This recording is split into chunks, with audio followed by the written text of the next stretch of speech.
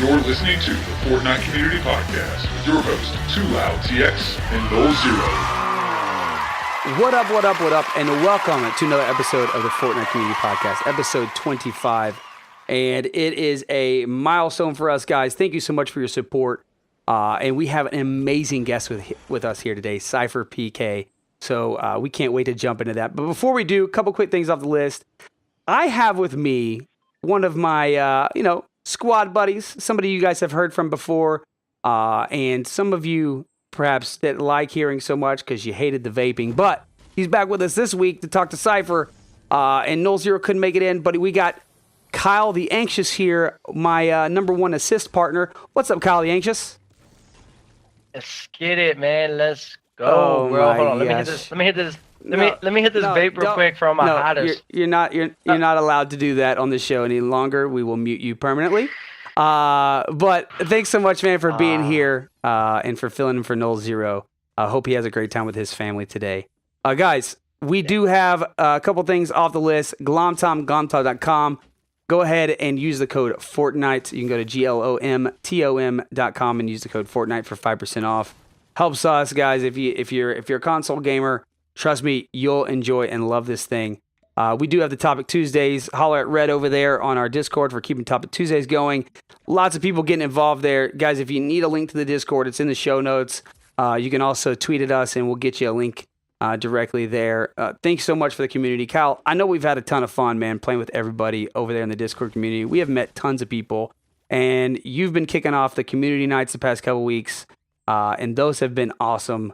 And, Friday nights, right? I mean, yeah, dude. Friday nights usually start around 9 p.m. Eastern, 8 p.m. Central. Don't be afraid to get in there, man. I mean, the last community night that was in there, I mean, I had 4 wins before you even hopped in there, Troy, and then we had 4 more on top of there. Hoping some people who don't normally win all the time getting those W's, man. Just continue going. That night, I ended up with 10 wins. Actually. Yeah, we hit double-digit wins the other night. So, guys, feel free to come and hang out with us, get a win, or, if nothing else, have a bunch of good laughs, because that's what we do. And then you can also subscribe to us on YouTube, guys, if you want to listen over there. Pause on Podbean. The Clips for Kids, guys, I don't even know where to begin. It was phenomenal. Last week, we ended up raising $340,000 as an overall Fortnite community. And this was unbelievable. I saw the number come out this morning, or last night, from Professor Broman. Just an incredible time. Tomorrow there is a shirt release on 4/30, April 30th, from Dr. Lupo Ninja. This is going to be, all the proceeds go directly to the St. Jude's Hospital and for Clips for Kids total, for the Guardian Con total, towards the $2.4 million they're working on. Yesterday, Ninja released, he dropped $74,000. His community raised over $74,000 for the cause. So out of that 340, they raised 74 of it. Dr. Lupo coming in big with $156,000, which was just amazing. Obviously, the man is very used to charity streams and doing them and growing them from the Destiny family to now the Fortnite family. So holler to him and all his people. What an incredible day. And I know he helped organize this whole thing. So thank you, Dr. Lupo, for putting it together. Obviously, Broman had a couple tweets going out. One from Kevin Magic that works for Guardian Con. If you didn't have a chance to give this past weekend, there will be more opportunities coming up leading up to Guardian Con. They're going to do a Mixer event. So if you go to mixer.com, they're going to do a charity event on there. That's going to be 4 days in June. So go ahead and go over there, subscribe or follow at Mixer, follow Guardian Con, and you can do it there. And just an incredible time. I can't wait to see what else this Fortnite community does, including the amazing $10,000 that our guest here, Cypher, raised with his community yesterday. And that was just unbelievable for his first ever charity stream. And so let's get in. Let's learn a little bit about Cypher and talk a little bit about yesterday.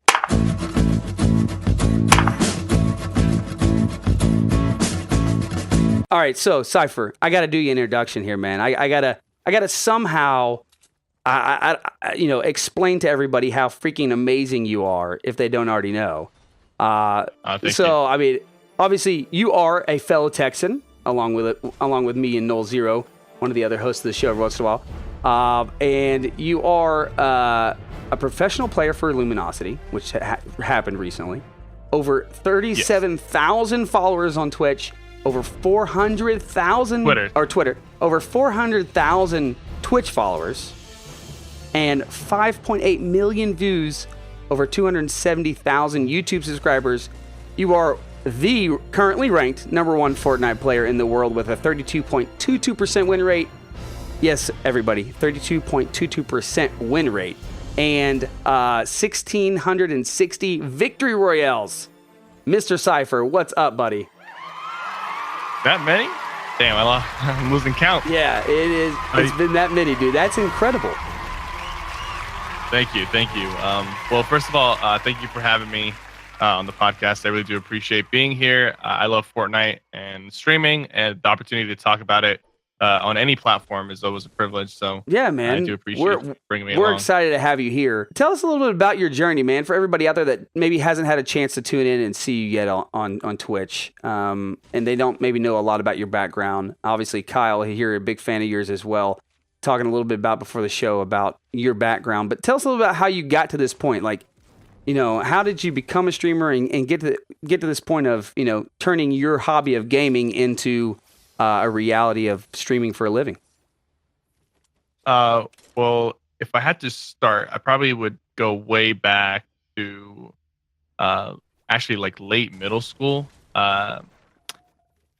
When I was in the 8th grade, I had a project, a video project where I needed to make some sort of documentary.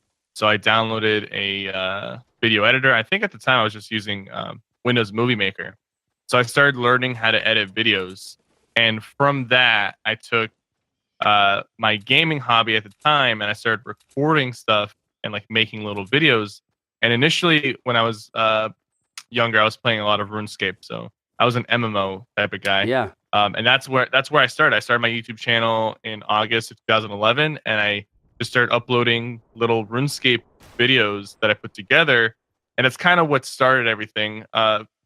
Initially it was just a video every few weeks, and over the course of a few years, I managed to get up to like 10,000 YouTube subscribers. I started getting better through time, and then one day I was like, what's Twitch? Because I hear a lot of people talking about it. A lot of the YouTubers I was subscribed to started making Twitch channels, and I jumped on board as well. But I never really took it seriously until 2014 with the release of Elder Scrolls Online. That's really the game that kickstarted my channel and helped me transition from just gaming as a hobby to doing it full time. Right. So in 2014, I started playing Elder Scrolls Online. I started streaming it as well. And that's how I got my Twitch partnership, and also kind of made my YouTube into something that was more than just a hobby. So how old were you at that time, like when you started doing that? I was 18. Okay.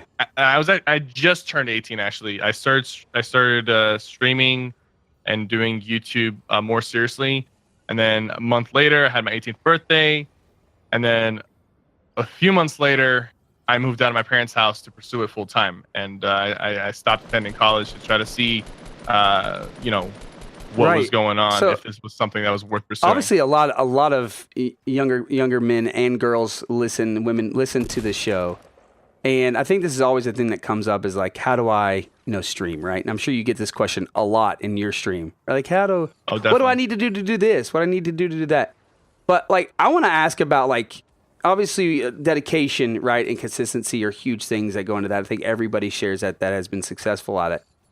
But I want to dive in a little bit about, like, you're going through high school, you're creating this channel, doing this stuff.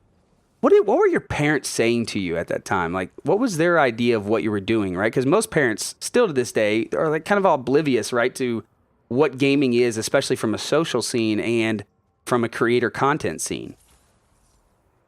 I'm glad you asked. The thing is, there was definitely a lot of friction between my parents and I, especially because I was a YouTube partner for a few years, but being a YouTube partner, there's not really a lot of requirements to get that status. So you can start kind of making money off of your videos. But for like the first couple of years, I was getting like a $30 to $100 paycheck every month from YouTube, and to me at the time, that was a huge deal. Yeah. Because like as a kid, like that's lunch money, snacks, things I can buy, maybe a shoe.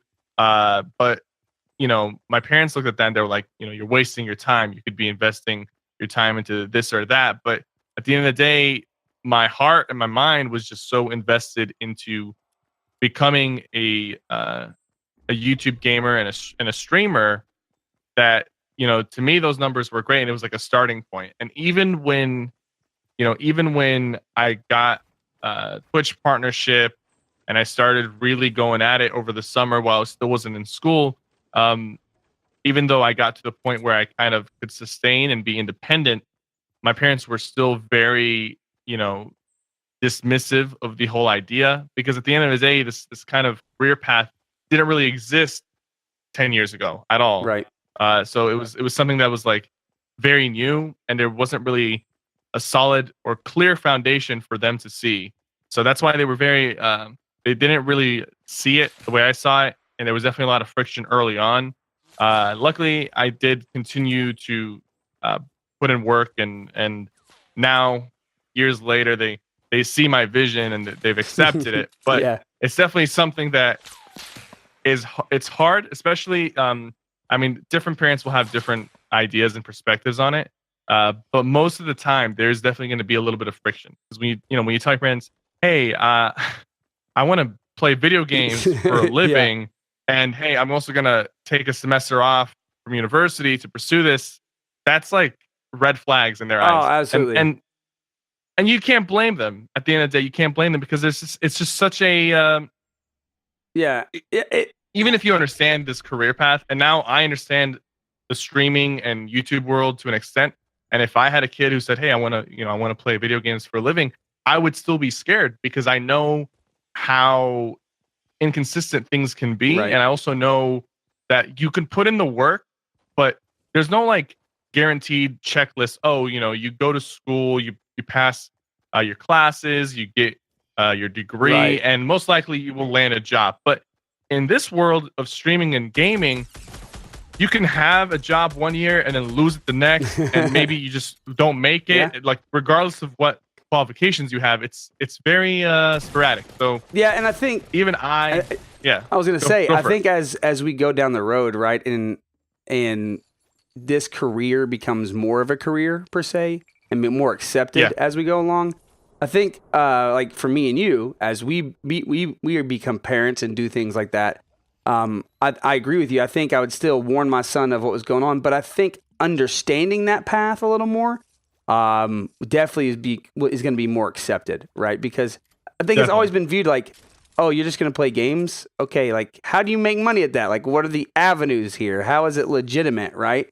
And that definitely, I think, as going through, especially you a few years ago, going through that is interesting, because I think it gives a lot of insight to people out there that are trying to do it, and they're like, why don't my parents understand? And I think it's, hey, like, it's not always been this way, that Twitch was there in front of everybody, that YouTube was there in front of everybody, and it's a viable situation. Now more than ever, especially with Ninja becoming mainstream, and news outlets are like, "Oh, this guy plays video games for a living." I mean, they still obviously, you can see by the way they question things that they don't really understand what's going on. Yeah. But at least it's out there. Now a lot more parents and society as a whole kind of see that this is a thing. Like it exists. It's happening. Right. It's been happening. Right. So moving forward, it's only going to get better for people who end up deciding to go down this path. I love it. Cypher's talk about how you put in the work, bro. Let's just admit, bro, you putting in all the work, 100%. Confirmed, my man. All of it. Now, dude, it's so funny that you say something, man. When I was a kid, my parents didn't see it either. My dad used to rip the Ethernet cord out of the modem, and we were trying to hide it. I was a big time Halo. He ripped it out. I had to buy so many different Ether cords, or they had to, because he was breaking them. And now he owns an Xbox and he plays Battlefield. And he's always talking to me about games at work, outside in the gazebos when we're smoking and stuff. So it's crazy, man. Gaming is definitely way more accepted. And another thing to add, I even used to play with Ninja when he got big in Reach. So it's crazy seeing him and how he is today, man. But it's crazy how gaming has evolved. And and it's crazy to see how far you've come, man. To be honest, it's awesome. Thank you. It's a So, journey. so you go through this obviously situation with your parents in high school. You're doing YouTube videos, you're doing Twitch. What did they say to you though when you told them, "Hey, I'm not going to go to college right now"? They said you're gonna go to college right now. And we really couldn't come to terms in that regards. There was definitely no compromise or Right. So eventually I just had to, pack my stuff and move out. And that's what I did. And I think it was 2015. I packed my stuff. I got my own apartment and still in Austin. And I just said, let me do my thing. Yeah. In a year, we'll check back and see how things go. And I love my parents and they love me just as much. So it's not like we stopped talking. We just they let me do my thing and they're like, okay. They kind of accepted that. Like I was really. The thing is, like they were worried that I wasn't serious. Like Right. because being that young, sometimes you have your moments where you're like, oh, I'm really into this, but then you stop. A few months later or a year later, you switch because you're young. You're trying a bunch of new things. Like you're into this game, you're into that. You want to be an NBA player, then you want to be a doctor, and like you're just kind of trying to figure out what's going on. So they were worried that I wasn't really like committed to this. So when they saw that I was willing to go out of my way to get my own place and really pursue this, they're just like, okay, let him do his thing. If it succeeds, then good for him. If it doesn't, then And I think I think it was Broman that told us. He said something really telling, like he's not afraid of losing either, right? Because you learn something from losing, right? Of And course. I think like as a parent now, I have a couple little boys. As a parent, like sometimes you gotta like let your son go out there and do that thing, right? Try to figure it out and figure out, number one, like you said, how committed are you to pursuing this dream that you have?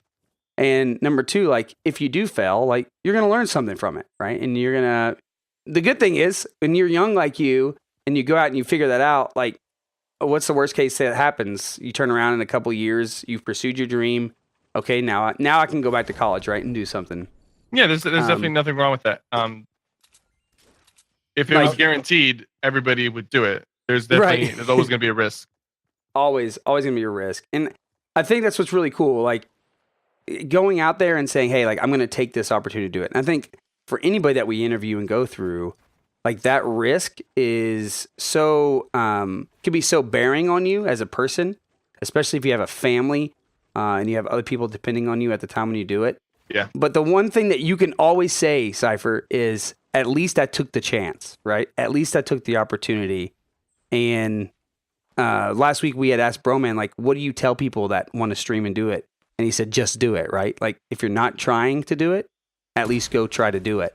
And I think that's one thing that proves well in your life is you went out there, you kind of went against all odds, right? And some of the doubt that was there, even in fighting maybe in your own family as far as, like, hey, man, you probably should be going to college instead of playing video games, but whatever.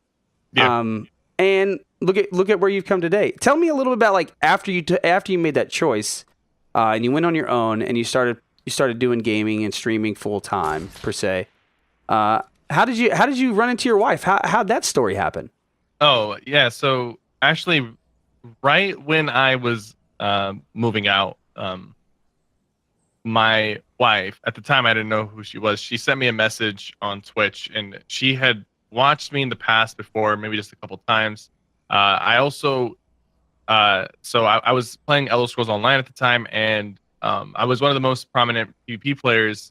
So most people knew who I was, or they watched me for like PvP guides and things like that. Right. She was actually streaming ESO for just a little bit, maybe a few days, and I happened to stumble into her stream, and I became acquainted with her through the stream. And then when I moved out, she was also in the process of moving out. So she sent me a message saying, keep your head up. Because I made like a little announcement video on Twitch. Like I made a little highlight basically explaining my situation and what I was going through. At the time, I was in a hotel for a week trying to find an apartment. So I had like booked a hotel, and I was just like adding night after night trying to figure out where I was going to move to, because it was like it got to that point where like the friction between my parents and I was too much. So I just had to pack my things like one day I just decided, okay, this is it. So I went to a hotel, booked. I added a few extra nights to really try to find an apartment. And during that time frame, my wife was, consolidating me and just telling me, keep your head up. You got this. She was also in the process of moving out. So we kind of related on that note. And we both played video games. We both were on Twitch. And she made the first move. She just said, I don't want to be playing any games or anything. I think you're really cute, and I would like to get to know you more. And we started talking like that. All right. Well, she went from a lurker to your wife. Yes, actually, yes, she did. It's crazy. That's awesome. It doesn't always work out like that, but I'm glad it did with her. Because actually, during the, I spent 2 years streaming on my own before eventually we got married and she moved here. But during those 2 years, to be quite honest with you, because I had zero job experience, I literally went straight from high school to streaming. To me, I didn't know how to go about treating my stream as an actual job. And I'm not saying that it feels like an actual job, but in some regards, if you want to be successful, if you treat it as a job, it's better for you in the long run. I was still kind of treating it as a hobby, like an extended hobby where like, okay, I'm going to get up. I didn't really have a schedule. I streamed maybe 4 or 5 hours every day. Some days I would take off. Like I got kind of complacent, mainly because I was playing games that didn't have a huge growth potential. I was playing Elder Scrolls Online, and Elder Scrolls was a big game, but it wasn't big on Twitch. And when I switched to For Honor also was a decently sized game, but was not big on Twitch. People stopped watching it. So I was kind of streaming games that were they weren't watched, but there was a small community that was like dedicated to them. And like I basically built a community out of the small number of people who watch those games. But you get to the point where like there's no more growth. So I was like, okay, I don't need to stream 8 hours. I can just stream 4 hours and that's fine. And I wasn't really, at the time, I didn't think I had it in me to really pursue a big game. And at the time, I also wasn't that interested in some of the biggest games out there like League or CSGO. I wasn't really interested in those games. So I didn't want to like play a game I didn't like. But I also wasn't confident in my abilities to pursue a big game because I spent 2.5 years basically just streaming small games to an audience that was just kind of stagnant throughout the years.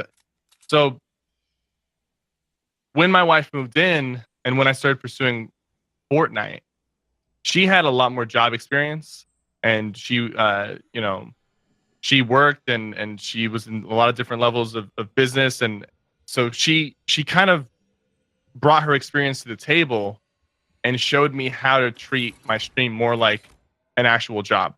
And I started putting in the hours. I started waking up at a specific time, streaming a specific schedule. And it definitely helped when I started pursuing Fortnite to get my name out there. Yeah. It sounds kind of like my marriage, my wife keeping me in line. That typically. Hey, look, it's always when you find that better half that can help you get things together, that's always a good thing. Now, it's so funny because me and my woman, we didn't even like each other when we first met. We met at a warehouse job and we didn't even like each other. And now we're in love with each other. And she's like, babe, you should pursue your dreams, like become a streamer, do something with like a podcast or you know what I mean? It's so cool how they can just lift you up and stuff. I mean, I make goldfish I work at Pepperidge Farm. So it's like, I want to start doing something else. You know what I mean? I don't want to work in a factory my whole life. You know what I mean? Because I didn't go to college either. So it's just so cool to have someone like with you, like showing you a different way and just continuously pushing you to be who you are today, Cypher. It is amazing, man. Definitely is. So she moves in, get you straight, get you moving in the right direction, and Fortnite's out at this time, huh? Yes. Well, yeah. A few months after she moved in, that's when I started playing Fortnite. I started playing in mid-October. So I think I started maybe like a month and a half after the initial people who started, but it was still at the time it wasn't like the big deal that it was right now. Right. Well, why Fortnite? Like, what was it about Fortnite that you're like, all right, I'm gonna jump on this train right here? Because you said like new games or bigger titles, obviously you weren't attracted to. At that time, Fortnite probably wasn't a big game, right? It wasn't on everybody's radar yet. But why was it for you? So there was a few factors that led to that. I was streaming For Honor. I had been streaming at the time for maybe 8 months or 6 months, and it got to the point where I saw that my stream was dying. I don't want to say anything bad about For Honor. The game has improved tremendously since release, but there was just not a lot of people watching the game, and I started bouncing back and forth with For Honor and Elder Scrolls. But like Elder Scrolls was doing me a little bit better in terms of viewership, and I had like a more solidified audience there. But it's still like my stream wasn't growing, and it wasn't going to the next level. And I started thinking about other games to play, and I didn't necessarily want to jump into a huge game. I kind of wanted to start with a medium-sized community, something along the lines of like Destiny 1 streaming community. And Destiny 1 wasn't like the biggest game, but even, year plus after release, it had a decent amount of people watching, and it was like on the second or third row of the Twitch directory. So Fortnite, somebody recommended, a few of my subscribers were telling me to play Fortnite, and I hated battle royale games because I was so bad at them, mainly because I never put the time into it, and I hated. I would always get stressed and kind of like nervous when I was playing battle royale. So you weren't jumping into PUBG all the time then? No. Like I tried PUBG and I tried to get into it, and I actually hated that so many people played it because I was like, I don't get it. I don't like this. I understood why some people might like it, but like for me, it never clicked. And the only FPS experience I really have on PC, I mean, I played a lot of Halo in the past, but on PC, it was just Overwatch. I really liked Overwatch, and I played it, but then there got a point where I was burnt out, and the ranking system wasn't like something I really enjoyed. Right. So I stopped playing that, but that was like my only FPS experience. And then when it came to Battle Royale, I mean, I tried H1Z when I tried PUBG, did not like them, could not get into them. It's so funny that you're like, oh, I didn't really, I was pretty bad at them. Now you're making videos, bro. I mean, I just watched your recent, how not to choke video, and it's helped me out so much. I'm pretty experienced now. I do what you do, and it's got me a whole lot of wins, bro. Look at you now, man. It honestly, I can't believe it sometimes because I always thought I was just bad at battle royale games. But the thing with me is that I have to really be passionate about a game to put time into it. And just like I know for a fact that if I put a lot of time into PUBG, like the same amount of hours I put into Fortnite, I would be a good PUBG player. But that kind of applies to everybody almost. Like if you're willing to learn and you're passionate about something, you put in a lot of time into it, you're going to get good. A lot of the times people they see streamers and they're like, damn, these guys are so good at the game, I'll never get to that point. It's not that you'll never get to that point. It's that they play the game for 8 hours a day because it's their job. So they're kind of in that position where they can get good really, really fast and improve their gameplay every single day. Now, there's people who just play the game 8 hours a day. It's not their job, but they manage and they get really good as well. It's all about time investment and passion towards whatever it is you're putting time into. Fortnite, initially when I played it for a little bit. I hated the building aspect of it. It's weird. I was like, what is this? That's what you're known for. I know. Edit peak. Now you can edit peak in PUBG. Now look at you, edit peak in all the time in Fortnite, bro. The master of edit peak, actually.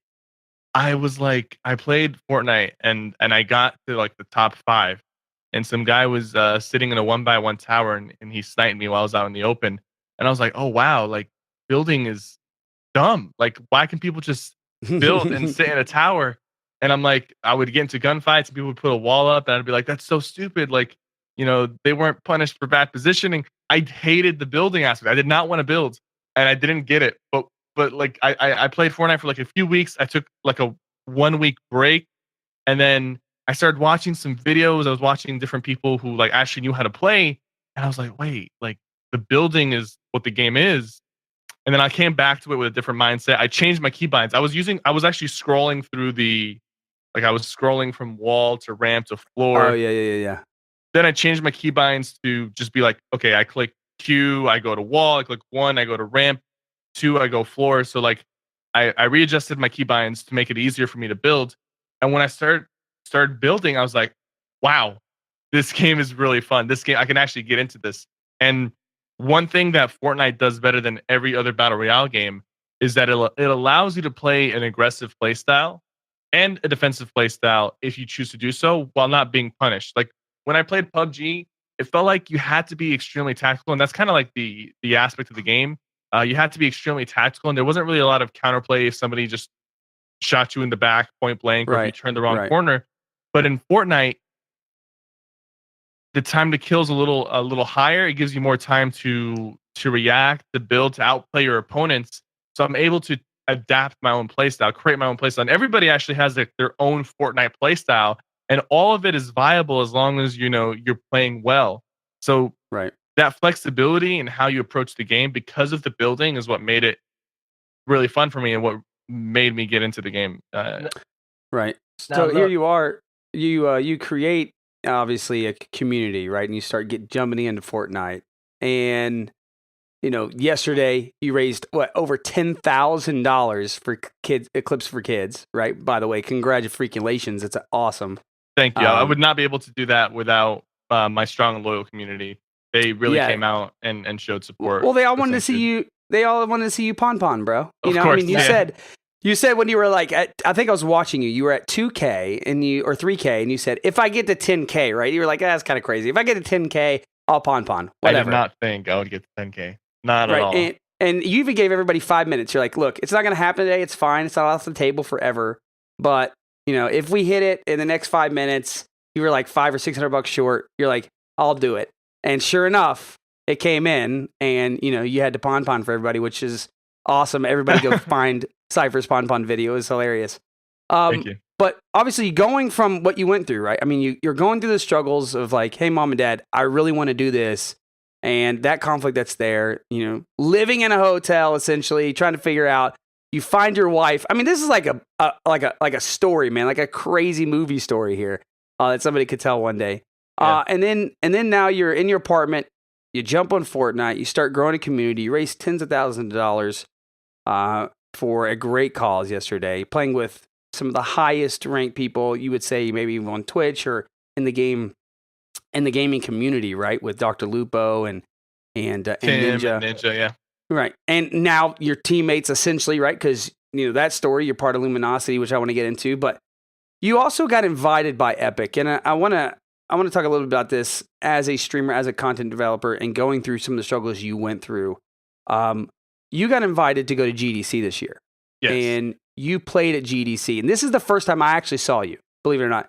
I saw you riding a llama at GDC. And this is the first time I tuned in. And I thought it was like super entertaining. I thought your interaction on camera with the stream was top notch, right? And I obviously had seen, I knew, hey, this guy's obviously, built up his skill set and really did a great job talking to everybody at GDC. But I'll talk a little bit about that. Like, how was it when you got that notice from Epic, like that invite? How did it feel as a content creator? Because it can be one thing, I think, to get your listeners, to get your subscribers. But when a developer notices you and invites you to an event, can you tell us, walk us through that a little bit? I feel like I've done a decent job through the years of maintaining healthy and good player streamer with developer relations because actually it wasn't the first time that I was invited or flown out to an event by developer. When I played Elder Scrolls, Bethesda flew me out, ZeniMax/Bethesda flew me out to an event. They also flew me out to do behind the scenes testing on some of their upcoming updates. When I played For Honor, I was flown out to many events to compete, and also I was flown out to Montreal to do feedback with them, one-on-one feedback about. Yeah, Ubisoft guys are great. They're great people, man. So when because of the positive relations that I've built with developers from other studios, I feel like it definitely helped coming into Fortnite. Actually, right when I started playing Fortnite, one of the head developers from Ubisoft on the game For Honor, Eric Pope, he basically forwarded me to one of the community managers on Fortnite, and he said, "Hey, this guy played our game and he was great. Take care of him." so like I kind of had that introduction like in a good positive review from an established developer. So Right. so when I got that message, obviously it felt really good to know that I was on Epic's radar. Um, but it's something that I've kind of established from game to game. You have to be approachable when you're a content creator. Developers typically they want to focus on people that they offer constructive criticism. They're not always bashing. Like you can be upset about things, but offering constructive criticism is different than just bashing Right. developers or bashing a No, game. absolutely. And then also being presentable, being positive, and just being overall a good person helps you get in the door when it comes to developer relations with Right. streamers. So GDC was great. It was the first time I attended GDC. I got to meet some other Fortnite streamers that also were flown out to stream at the Yeah. event. Our buddy Triple Wreck was there with you. Ari, Yeah, great yeah. guy. Yeah. He was awesome. He was awesome. Definitely very chill and easy to talk to. We had a good time. Like it was like a vacation, but we also played Fortnite. So like it was like a Fortnite vacation. And I got to kind of de-stress a little bit from the stream because at the time I was streaming every day for like 10 hours. But while we were there, I think it was like an hour and a half to 2 hours every day of streaming. And the rest of it was just, enjoying San Francisco, walking around the event, talking to people, getting to meet fans of the game and fans of the stream. Um, it was cool. It was cool. And I definitely probably will be doing more stuff like that in the future without, spoiling anything. There's things Absolutely. that don't work.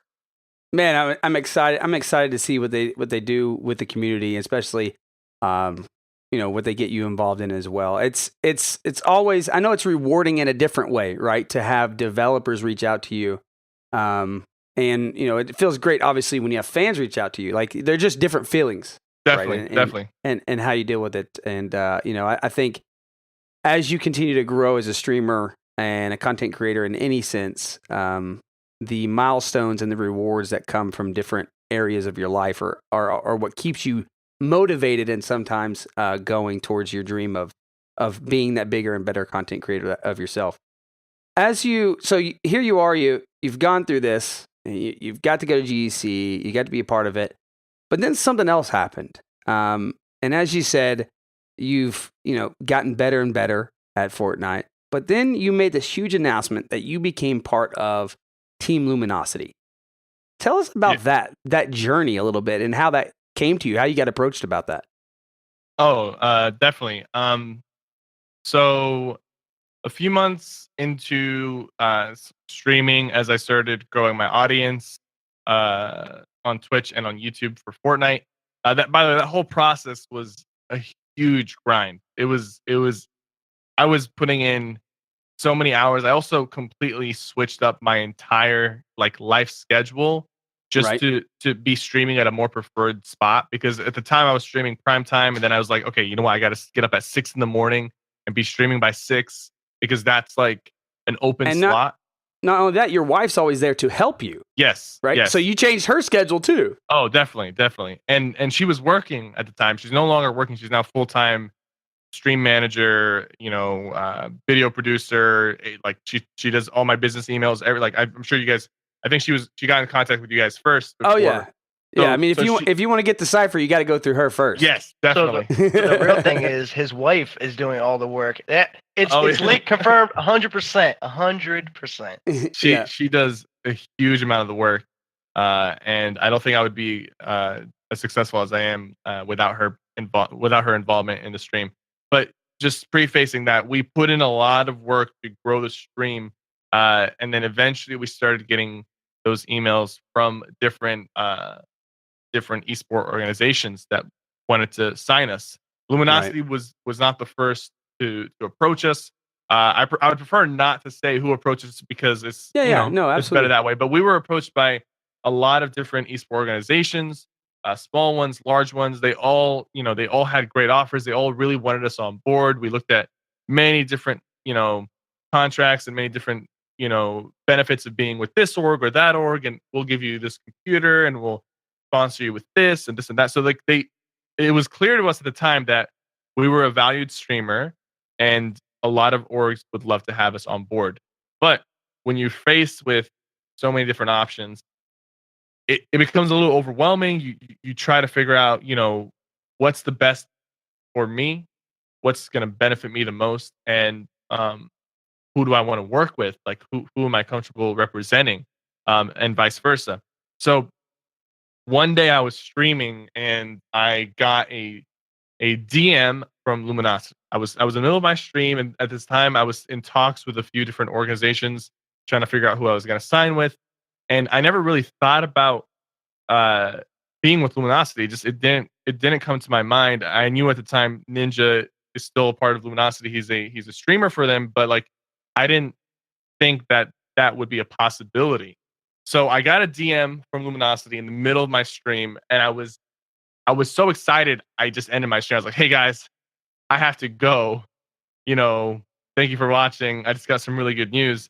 And then that's when the conversation started. It was like early February. We started going back and forth with them, and just like I was excited because at this point, uh, it was I was talking with an org that one I didn't think I could ever be on, and then two, obviously everybody knows that Ninja is a part of Luminosity. So to me, that was kind of a big deal because there's just somebody. No, that I look up to in the absolutely, community. absolutely. Yeah, the exposure that allows you there for sure. Of course. For sure. And so, and then on top of that, in terms of, I can't go into specifics on contracts and whatever, but they really wanted me, and they were willing to accommodate a lot of different things, and I eventually signed with them. Now I was with Luminosity basically under the hood for about a month and a half. It was not announced officially.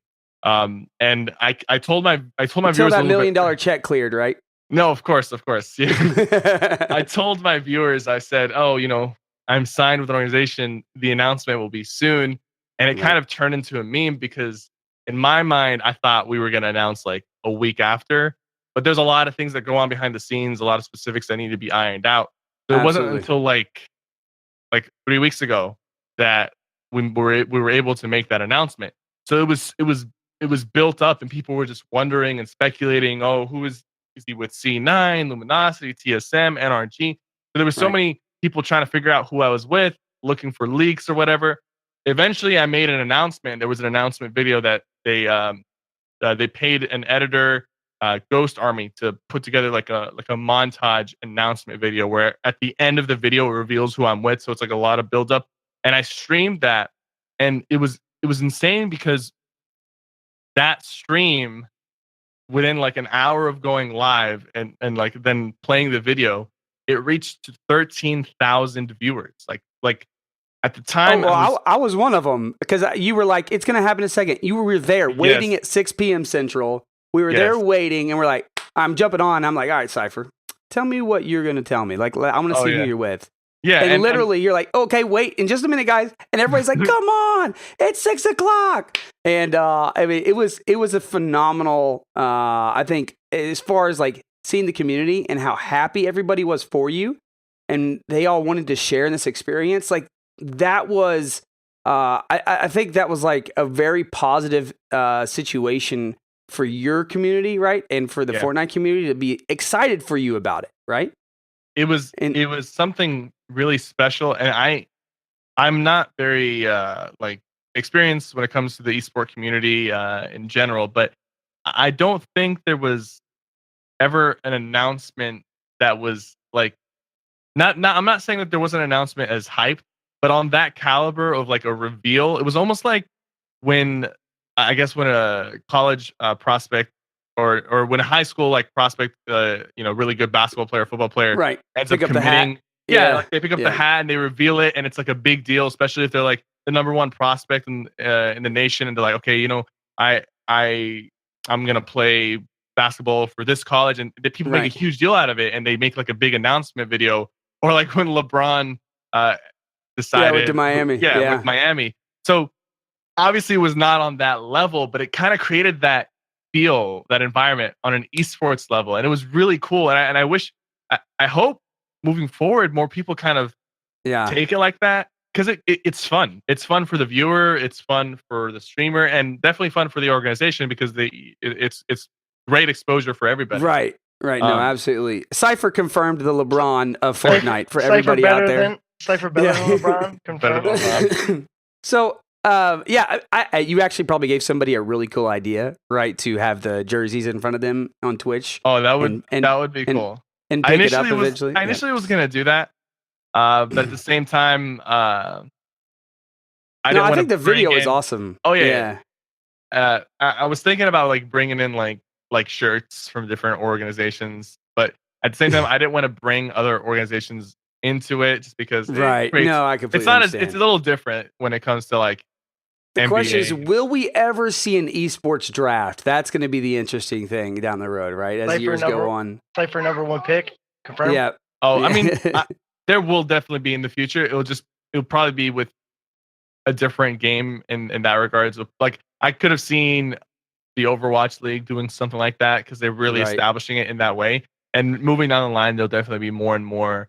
Like as esports develops, it'll definitely take So, shape. so getting the giddy side of you here, right? The non-professional content creator on screen. Like, how giddy were you, man, when you became part of Luminosity? Like, Oh my god! you get off you get off that stream with your wife and you're like, oh my god. I mean, I know I would, right? Like I'd be going jumping, crazy. Like I was jumping up and down. I was so hyped, man. I like it was unreal. Like it didn't feel real to me because Right. actually at the time, I was still relatively a smaller streamer on Fortnite when they approached me. Not when we made the announcement. When we made the announcement, our name was out there. People knew who we were for the most Right. part.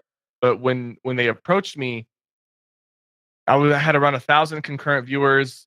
But that's the thing is people get perspectives kind of all messed up when they talk about Fortnite because 1,000 concurrent viewers is amazing. Like people, it is amazing. It's incredible to have 1,000 concurrent viewers. I was doing Twitch full time with 300 concurrent viewers, 300 to 600 at most.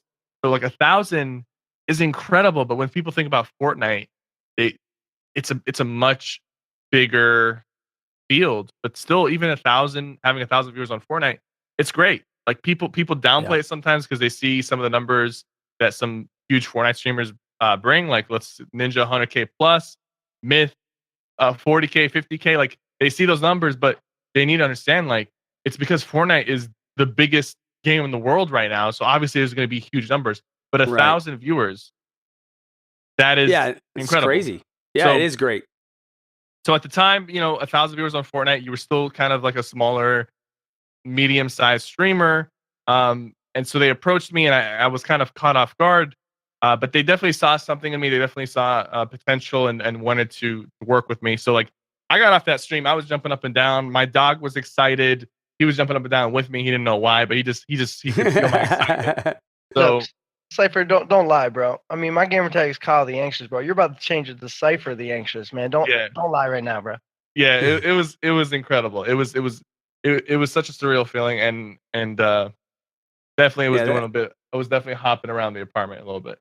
Yeah, I'm sure that was a fun moment for you, and hopefully you have tons of those moments down the line as well. I mean, so we got to sum it up here. You went through quite the journey, man, to get where you are today. And congratulations to you and your wife. And you keep saying we, and I think that's a huge symbol of how you feel about the team that you and your wife have put together to create the content that you do and to do the things you do on a daily basis. So props to you guys as a team doing what you're doing every single day. I got to end it with one question, and that is, after you went through all this, after yesterday you raised tens of thousands or $10,000 for a charity. You're part of Luminosity. You go to GDC. You grow your stream to crazy thousands of concurrent viewers now. Whenever you get on, what do your parents say to you now? Oh, they're definitely a lot more accepting of everything. They see me, especially now because they see me like on a proper schedule and I'm pumping out content left and right on YouTube and on Twitch, and it's becoming more mainstream. So they've shifted. Their doubts are no longer there. Obviously, they're still parents, and they'll be concerned about different aspects of things, like are you saving your money? Are you making sure you have something planned for the future, this and that. What are you going to do when you're not streaming? So they still have their concerns, as all parents will have, but it's no longer the same as it was before. They've come to terms, and they've accepted, and they're proud of me, because like my dad Right. always, like, he when he's talking with his colleagues and stuff, he's like, oh yeah, my son plays video games, and he'll show them my channel, and some of them actually end up watching and becoming regular viewers. But it's crazy. It's crazy. So So, that's a really cool story, and I want everybody out there that's especially young pursuing your dream. You're like, my parents hate me too. They don't like. I think the big message here is that Cypher kept pushing through and doing the content, right? And he provided the dedication that was needed to get there. And there's going to be some times where your parents might not agree with what you want to do, right? But keep it all in perspective, because at no point, I think during Cypher's talk with us and telling us about it was he like, screw you parents, I hate you all, I'm just gonna go do whatever I want, right? I think it was a situation where he's like, I'm gonna pursue my dream, and he was able to, through that, do a lot of hard work, people, to get there. It wasn't like you turned around, Cypher, and you're like, see, mom and dad, look what I did. It was a lot of work to get where you are today. And I think that's really important to share with everybody, that you can do it and you can get through it. You just got to put in the work to get there. So definitely. Really, really awesome story, man. It's so incredible to hear about your journey and you going through that. And now being where you are today. What's next, man? What's next for the Cypher Nation? So we're still going to be pursuing Fortnite for the time being. There's still a lot to do with Fortnite. The channel is still growing at an exponential rate. It hasn't slowed down. We actually just hit 400,000 followers yesterday on Twitch. But to put it into perspective, we hit 200,000 last month. So we've doubled in size in 1 month. So there's definitely a lot more to do with Fortnite. And when, as a professional player signed with Luminosity, once solo tournaments start happening, I will be competing in those. I'm actually, so just to make a clarification, there's squad teams, like there's the FaZe squad, and then TSM, right, and a few other organizations have a squad that competes, that will be competing in upcoming tournaments whenever that happens, maybe 6 months to a year down the line.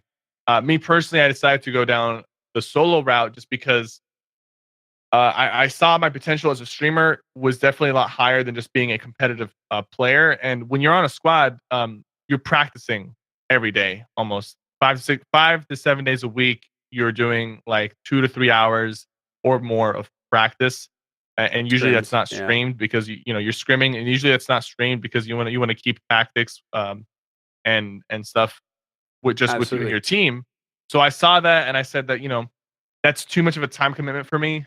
And Luminosity was very accommodating, and they decided, hey, you can just compete in the solo tournaments, in the invitationals. For example, the Ninja event that happened a few weeks ago, that would have been something that I would have competed in, but at the time I was still focusing on my streaming, and I decided, instead of taking 3 or 4 days off, I was just going to stream while everybody was gone at the event. And it definitely has helped. But like down the line, when there's more solo tournaments, I'll be representing Luminosity as a solo competitor for those tournaments. Yeah, I know everybody's wondering, are you going to play with Ninja? And I think even Ninja has said like he doesn't even know if he's going to compete. Well, yeah, I mean, the thing is, it's crazy. I mean, you got to think about it like this. Ninja's competed professionally for 7 or 8 years, from Halo to different battle royale games, and he's gotten to the point now where he's more than just a competitor. He's like a household name for gaming. So like, right, you have to shift your focus eventually and establish your stream and your image more than just being a competitive player, because being a competitive player, it's fun, it's exciting, and I'm sure he loved doing it, and I'm sure I would like my time competing. But at the end of the day, when it comes to like the future, I think establishing your community and your brand is a little more important than competing, which is why I went down the solo route of competing, because there's less, it's just me working on myself, there's less time commitment, and you're not depending on other players in a team and scheduling and things like that. So yeah, people always ask, are me and Ninja going to be competing or anything like that? I highly doubt it because it's just like we're both doing our own thing in that regards. And Luminosity, they have plans to put together a squad. There's going to be a 4-man squad for Luminosity. It's being worked on right now. I'm sure there will be an announcement in the near future. So they'll have their own 4-man squad with some of the top players in the world to compete in all the squad tournaments. I mean, if you want to tell everybody, yes, I'm joining the Luminosity squad. Everybody, jeez, Louise. No, I will asking. not. No, I will not be on the kidding. squad. I will not be on the squad.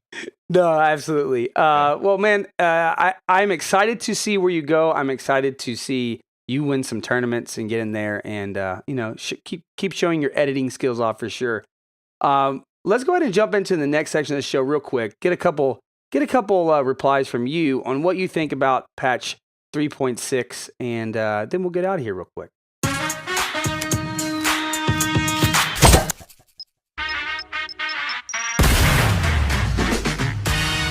All right, so this past week we had update 3.6 come out, and a lot of awesome things that they released here. So a lot of patches and bug fixes and all this kind of stuff. But the main thing that I want to talk about is the Clinger nade, right? This was the main item that was added this week. Its rarity is uncommon. For everybody that's wondering what's the Clinger is the sticky nade per se, right? The plunger sticky nade, if you want to call it that. But the name that Fortnite actually have it is the Clinger. And it falls from its floor loot, supply drops, supply llamas, treasure chest. Its explosion delay is like 2.5 seconds. Player damage is 100, structure damage 200. Radius 1 tile, and the max stack size is 10, so you can hold 10 at a time. And the pickup stack size is 3. So this item comes into play. A lot of people, obviously, that were Halo players or whatever, they love sticky nades. And here this nade comes out this week. I want to know kind of overall what your opinion of that nade is, how you feel about it. Because for me, what I personally think is I really like it. I think it's a great add to the arsenal that they have there. But the biggest problem I have is the damage it's doing to players. I feel like it should do a little bit more damage. What do you think about it overall, Cypher? What do you think about that nade? So the nade's definitely fun to play with, and I've had my fair share of like ridiculous kills with it. Definitely agree with you on the damage aspect. I think it does 100 damage flat. Yeah, I feel like if it did 125, it would be a little better. I know some people, like when they come from Halo, they expect, one-shot kill when it comes to sticky grenades, but Insta kill. Yeah, it would be a little too much if that was the case, because I'm pretty sure the way the grenade currently works is that it kind of has a little bit of like a magnet mechanic to it, where if you throw it and you kind of throw it close enough to somebody, it'll kind of just stick to them in a sense that like it will it's kind of like aim assist. Yeah, kind of like aim assist on the nade. So it would definitely be a little too much for it to be a one shot, unless it was truly like a skillful throw. I just don't think it'd be I think maybe bumping it up to 125. That's my personal opinion. But at the end of the day, when it comes to adding new items on Fortnite, it's always cool to see them adding the different weapons and grenades, different things to the arsenal. But at the end of the day, a lot of the times when you add something new, like for example, they added the minigun a few patches ago, and they added the LMG. It kind of has to replace something on your slot, what you're carrying. And a lot of the times, I find it hard to justify dropping anything I have for the Clinger. Now, if I have a Clinger and I'm missing maybe a sniper, or I don't have a rocket or an extra heal, it's cool, and I'll use it. And there's different ways that I've been creative enough to kill people with it. But as soon as I have like that extra shield or that extra med kit or like a shotgun or an AR and a sniper, I'll usually drop the Clinger. And same thing with the minigun, same thing with the LMG. So I feel like maybe that's because I'm a solo player. I'm very limited to what I can carry, and usually you want to be carrying everything you need. And maybe in a squad environment where there's 4 players, you can have somebody dedicated to having an LMG instead of like an AR, and somebody carrying explosives like Clingers and all that stuff. We actually were playing this past week, and we did that. Like I think it was one time one of the other co-hosts on the show, Null Zero, he was saying, he's like, all right, I'm the explosive guy this time. I got like Clinger nades, regular nades, grenade launchers. And I definitely think you can play those different roles because, like you said, and this is something we talk about a lot when a new item comes out, is what does it replace, right? You have 5 slots. Where does it take over? Because you're definitely not going to let it take over your minis, right? You're definitely not going to let it take over, I would imagine, a health pack if you have one, a med kit. You're not going to replace your sniper with it. You're not going to replace your AR with it. And you're definitely not going to replace your shotgun with it. So, like, you need your shotgun for sure. Yeah, it's definitely going to be. I feel like it's an item that's played out throughout the game, right, at different levels. That maybe at the beginning, at the early stages of the game, you can get a lot more use out of it. Throw them around, create some structure, issues at the beginning of the game with them. I think as you get into later game and mid game, they become less adaptive. Although I will say, watching you stick it to somebody's back and having them run in is always fun. For sure. You'll always have people who they'll use it just because it's unique and different, and they'll figure out cool ways to, for example, the C4. I've figured out a lot of different ways to win with the C4 and different ways to kill people with the C4, even though it's not the most viable, item. But it's fun, and I don't think it's a bad thing that they're adding new stuff, because people will appreciate a change of pace or different things here and there. The only time I think there'll be items or weapons added that actually truly impact and can be useful in a lot of situations is when they add something to the traps, because the traps you can carry as many as you want. So like the campfires, for example. Like if the campfire was like an actual item and not a trap that you could equip and then place down, would it replace med kits? Maybe not. Maybe yes. So you would have that issue, that conflict with it. But and launchpad as well. Like you would like launch pads, if they were an actual item instead of a trap, you would have to like fight whether you're gonna have a launch pad or an extra med kit. But that's not the case with those items. You can always use them. They'll always be useful. And maybe when they add more ARs, more shotguns, those can compete with what's currently there. Yeah, I think as you said, I think definitely solo plays different than squad. I mean, Kyle, you play a lot of squad games, obviously with a lot of people in the community. And what have you found with this clean grenade? How do you feel about it? You guys been enjoying it a lot? I mean, we really do enjoy the clean grenade. Some people are better than others, of course, different play styles. But mainly people be picking it up just for structural damage. So like, there's grenades in the game that only a couple of people pick up, maybe 6 or 9. And then there's the clingers that people like to try to stick people with or do actual structure damage if they can't find an RPG or anything like that. So yeah, playing with the squads, I've definitely seen people pick them up. Actually, a player I play with, crossplay, I play naked. Got you, buddy. He just tried sticking me the other day with it, and I ran right up to him and almost killed him with it. There's a lot of troll things going on with it, but it is a good nade. More people run it in definitely squads than solos, which makes sense because more items can be shared without each other. So yeah, definitely does not make sense to be doing it solo, Mr. Cypher, solo dolo over there to be carrying them around all the time.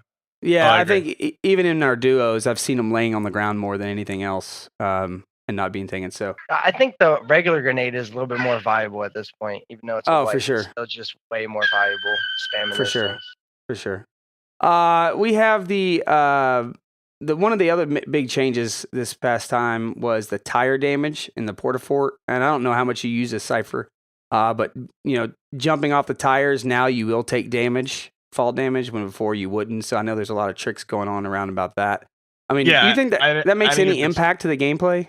Not at all. Not at all. Some people were doing fancy trick shots or jumping off the top of the map, with Portaforts, things like that.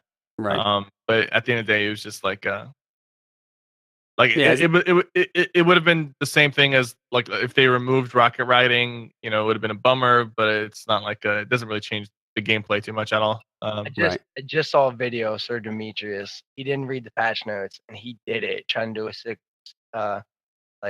crazy shot, and he killed himself. And it was not stop laughing. I was like, "This is why you got to read the patch notes, man." Yeah, for sure. We're changing. You also had first shot accuracy change. So at first with this patch, they had changed it to where if you crouch and you uncrouch, you have that first shot accuracy reset. And then this was changed back in the hot fix that they released 3 days ago on Thursday, I think it was. And what do you think? Like Cypher, is this a big thing to you? Did you ever experience the difficulty here between crouching, uncrouching, and having that first shot accuracy change on you?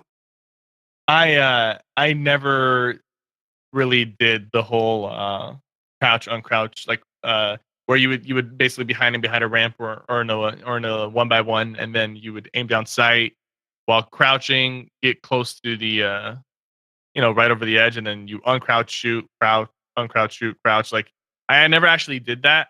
It's definitely an extremely viable strategy, and it's something that a lot of pro players were using. Right. But my play style, typically, the thing is, the way I play the game is I play with entertainment in mind first. So I focus primarily on being a good showman when it comes to so that type of strategy isn't extremely fun to watch, even though it was extremely effective. I never really did it, so it didn't affect me. I'm actually glad they changed it because anything that has very little risk with a lot of reward involved, typically speaking, it's not that good for the game. Right. So some people were kind of upset with it being changed, but most people kind of understood the reason behind why it was changed.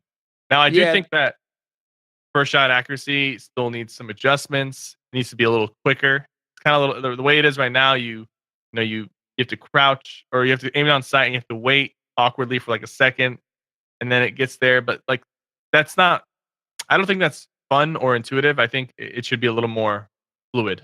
First shot accuracy should be first shot accuracy. It shouldn't be bulky like it is. You know what I mean? First shot, boom, right on dot. Should not automatically. Should not have to wait half a second or a second, whatever. Yes, definitely. Yeah, I definitely agree. The note that they put here, the devs put out on April 26th was the patch notes, or the update notes per se, for the hotfix was in version 3.6. We added an accuracy reset when crouching, uncrouching. This was added to prevent undesired gameplay where players would quickly uncrouch. I think the key word there is undesired gameplay. Fire a perfectly accurate shot, then crouch again for cover. As an unintended side effect, a shot delay was introduced when going to hip fire to aiming. We'll be pushing a hotfix shortly to revert to 3.6 accuracy. We will separately address the crouch uncrouch in the future updates. So they're going to go back and readdress this. They obviously don't like it, right? They said it's undesired gameplay. As you said, Cypher, like it's not very fun whenever you do have something that has great reward, right? And that type of impact. And then the other thing that I'll say for everybody out there that's still sitting there challenges that was also on this hotfix was the skydiving through the floating rings. They had found an issue in the weekly challenge where the skydive through floating rings, where the rings were intermittently granting credit. We'll be pushing a hotfix to fix that. The blue rings and the purple rings should be improved, but may not grant credit. So may still not be granting credit. So they're fixing that. So if you're freaking out, like I'm trying to do my challenges and get all my battle pass done, hey, just know they're working on that one for you, for all those skydivers trying to go through those rings. The last thing I want to talk about is the season 4 superhero tease that we got this week. I think everybody's super stoked about this. And every day, at first we didn't know what was going to happen. They just had this little image of basically like the comet, what we all thought was a comet flying through.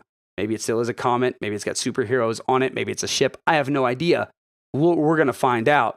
But how do you like how they handle these teases, Cypher? Like going through, and every day they're showing another image, right? Or another superhero in this image. As a fan of the game, not necessarily just a player or a pro player or a streamer, like as a fan, is this like kind of thing excite you? Do you get tied up in all this kind of stuff, or do you kind of ignore definitely. I appreciate the attention to detail that they put into the reveals, and especially with this whole like meteor thing. There were so many different like secrets and hidden Easter eggs, and people had to figure it out. I know that for some people they're like, oh, I just want to just tell me now, please. I don't want to wait any longer. But for me personally, I find it exciting. It brings the community together. People are speculating, and it's cool. Yeah. It's almost like when you're trying to predict the next chapter or the next episode of your favorite series that you watch. It's kind of like that.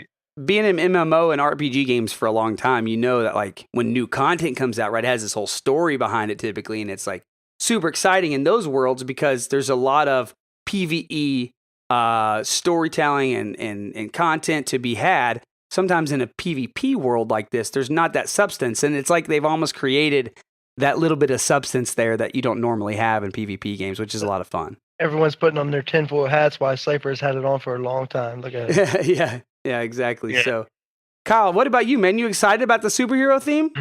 Bro, I can't even tell you how excited I am. Me and you were just talking about it. I was just telling you, I think the new girl that they just teased kind of looks like a girl Mega Man. She has a helmet on. You can look at it. It looks super dope. I also it looks like a villain character. He has like a scar on his eyebrow. Looks super dope. Huge fan of the goatees that's going on in this game now too. Obviously, if you have superheroes, you got to have villains. So I'm excited about that. I'm waiting for it. I want the Joker. Put the Joker in there. Oh, that would be awesome. That would be awesome. If you guys haven't checked out on FortniteInsider.com, there is an article about how part owner of Epic also owns part of Marvel Comics. So go check that article out. It's really awesome. I think it's DC, Troy. I'm pretty sure it's DC. Yeah, they have part ownership in it, and it is pretty crazy. So you should go check out that article. Is Dusty Depot gone, Cypher? Is that where it's hitting? Are we getting a new location there? What do you think? Not. I mean, if anything, there, I could see some changes done to the map, maybe adding more around Dusty and things like that. But I'm gonna be honest with you. I hope it hits Tilted. I'm not a huge fan of Tilted Towers. I like Tilted. I like landing in Tilted, and it's a fun place to fight in. But too many people die there too early, and if you don't land there, sometimes like before the first circle even closes, there's like 10 people left. Yeah. That's not fun. But Tilted itself is a cool place. It's just like it's unfortunate that so many people like landing there.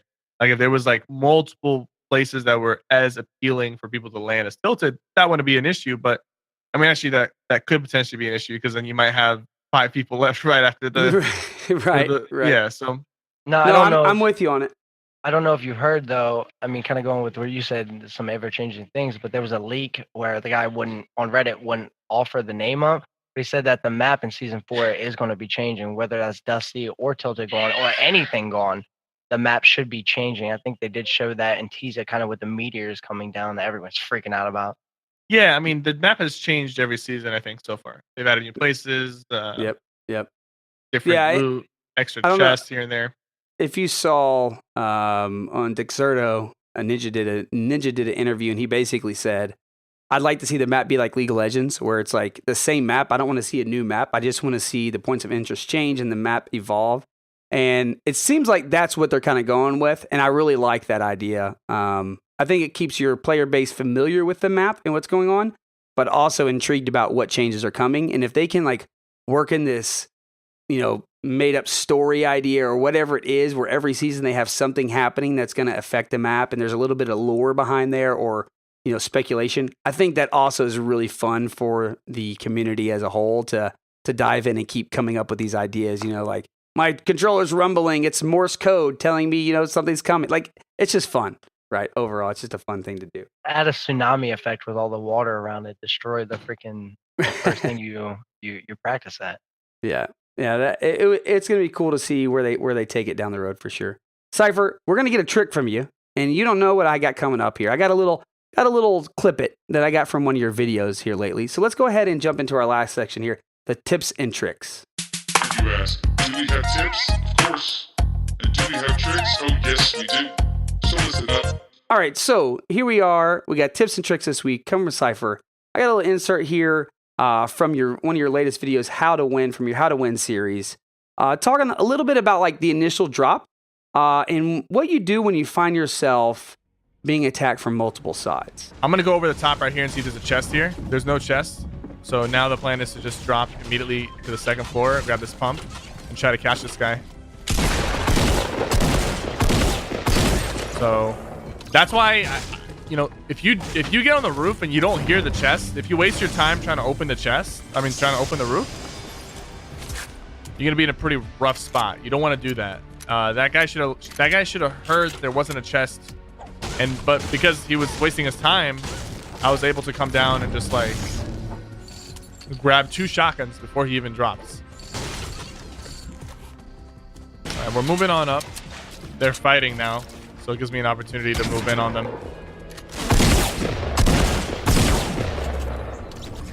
He's got a pump in his hand. I gotta be careful. There we go. So you see what I did there? There were multiple people, different angles, all that stuff. But it was two people, right? And a lot of people, they find themselves getting stuck in between two opponents and they get focused. But you notice how I kind of let them fight each other? Like I boxed myself in there. I played passive. I boxed myself in. I was peeking through the box to try to locate an opening, which I didn't find. But eventually they found each other because they were both actively looking for each other. They found each other and they did the work for me. I just came and cleaned up.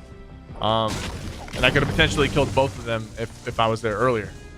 But that's usually the go-to move. If you find yourself in between two people focusing you, you put a box around yourself and they're both enemies. Usually, not all the time. You don't always get. It's not even lucky. Most times they start fighting each other, but sometimes you'll get unlucky and they'll still focus you regardless, right? So the move usually is just to box yourself in until they fight each other. So obviously, dropping a couple tips there. First one being, if you're landing and you're landing on a house and you don't hear the chest, don't beat through the roof. Drop down and go through one of the doors to grab some. Grab something, right? Yep. Otherwise, you're wasting all your time. Yep. You got to get a gun as quickly as possible. And also, it's important to understand the layout of every house that you land at. That's why typically I land in, similar houses. Like if I land in retail, there's a specific couple houses that I land on initially. Because if you understand where all the spawns are or the potential spawns are in that house, you would know if it's worth breaking through the roof, breaking to the second floor, going from the front, from the back. Understanding where the chests are and where the weapons are is extremely vital. Absolutely. And the second tip that I want to grab from that was you were surrounded, you were taken over, and as you said in that tip there, one of the best things to do is just cover yourself up and let the fight initiate, and then essentially be the cleanup. Exactly. Like you don't have to be away from the fight to be the cleanup. You don't have to approach people who are already fighting. You can be in the middle of a fight, and if somebody starts shooting you from behind, box yourself in. Eventually, and usually those two players will find each other and start fighting each other. And you can also edit through the box that you're in to see what's going on outside, and maybe just make a quick little window to snipe somebody or shotgun somebody for an easy kill. Right, absolutely. I think Kyle, that might save us a few deaths and maybe get us a few extra wins. 100%. I mean, I watched his most recent video of, not maybe most recent, but the How Not to Choke video. And since I've seen the whole edit thing that he has been doing, which is insane, it has definitely saved me a whole lot in solo matches. So definitely appreciate it. And the edit thing, I didn't even know like you can use it to your advantage like that. It's so educational. I mean, and to be honest, you're probably the best guy to be like talking about it and playing at the same time. You keep your cool. It's cool, calm, and collected, man. Yeah, how to not choke video is actually one of the most popular videos I've uploaded. It's already over 300,000 views in just a few days, so it's definitely something that people really like. Yeah, it's your definitely most educational video, man. And props to you for putting that out there, to helping out the community. 100%. Thank you. So guys, learn how not to choke. Go over to youtube.com right now. Subscribe to SypherPK and follow him there so you can get all the how-to videos, how to win, how not to choke, how to be better at Fortnite. I even myself, I was watching you play the other day, Cypher, and one thing that I think a lot of people aren't used to are the patterns and how you edit, right? So, for instance, if you're getting the bottom 4 boxes, either left or right on a wall, you can edit that out real quick, right? And those 4 will go together. But if you try to do that at the top, you can't select 4 that are side by side, right? So. Learning all that and watching you do that has definitely helped me as well. And I think it's a great thing for people to come and watch your videos and pay attention not only to the things you're talking about, but also to your gameplay. And they can pick up on little things like that of things that maybe you don't even realize you're doing, right? That are tips for other people. Of course. So definitely, guys, go check that out. Cypher, man, thank you so much for being here with us this week. We really, really appreciate it. Thanks so much for taking out the time and sharing your story with us and your journey with us. We wish you the best, man. Why don't you tell everybody like how they can get a hold of you, where they can get a hold of you, how they can watch you, what times, and all that good stuff. For sure. Well, thank you so much for having me. I really do appreciate it. You guys can find me on YouTube, Twitter, Twitch at SypherPK, SypherPK. I'm also on Instagram at CypherOllie, or if you search CypherPK in the search bar, you should find me. And one easy place to find all my information, merchandise, anything like that, I do have a website, SypherPK.com, and you can see my schedule on the website. Sometimes it changes here and there, but that's the best place to keep up to date with anything stream related or me related. Guys, I will have all that in the show notes as well, so you guys can click on the link there. If you're listening and you don't remember to click on the show notes, like he said, SypherPK.com. I might have said PX earlier. I apologize about that. But no problem. It is SypherPK, and that's SypherPK.com, guys. So go check that out. Thanks again, man, so much for being here. As always, guys, thank you so much for listening. We hope you guys enjoyed the show. Shoot us a review on iTunes. Leave us a comment on Podbean. You can always send your complaints and tell us how bad we suck over at FortnitePodcast@gmail.com. And follow us on Twitter at Fortnite Podcast, myself, TwoLoud, Kyle, at KyleTHEAnXiouz. And until next time, guys, dance out those kills and boast in those victory royales.